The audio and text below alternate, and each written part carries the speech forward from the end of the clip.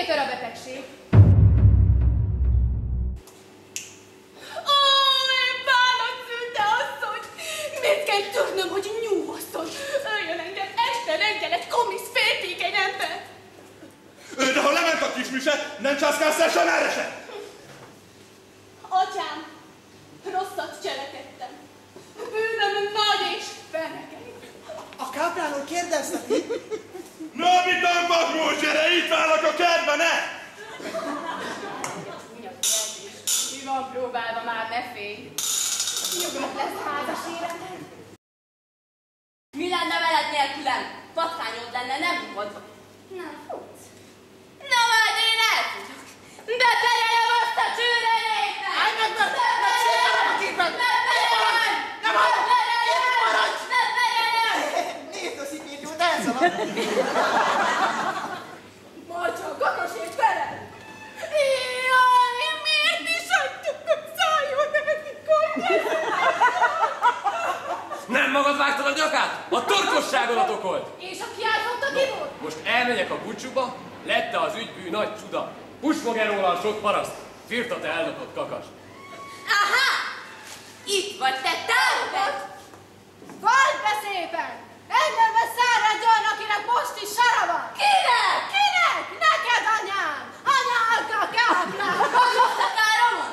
Fogok én kakast tenni, míg a tollastul megy belé! Na itt van a tolla, tört belé! Leszetted át belül a hely! Esküszöm meg te neked, hogy egy percre sem kellett semmiféle idegen nő! Azt hiszed, ez elegendő? Markoltad a tüzes vasad, azzal bizony is igazad!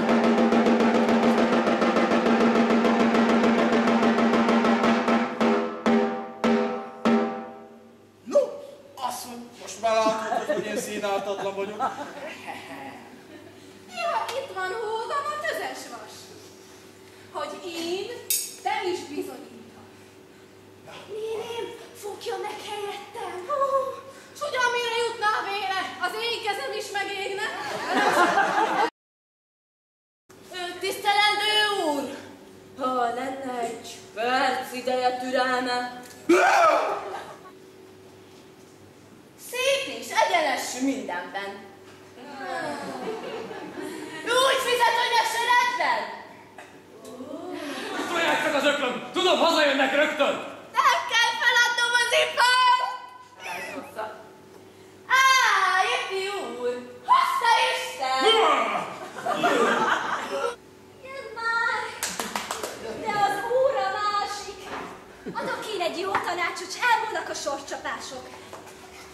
Ha az úr belép a házba, essék neki tépén ázza a fülébe, meg így kiáltson! Rajta kaptalak, barátom! Nem hittem a szóbeszédnek, te lakosvas tettenédre! Itt vagy hát, te rongy, te mocsok! Most mondd, hogy a nép csak locsog, még hogy dolga után járkál, tálidózik a kurváknál! Tehát nekem te ki hitte?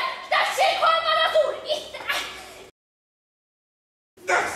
Én már azt a két tülekedőt, ott az aranytülök előtt. Van már meg az asszonya, vajon miről van? Jaj, az asszony nyerte a csatát. Bolondtalanítás! Bolondtalanítás! Ezért jöttem.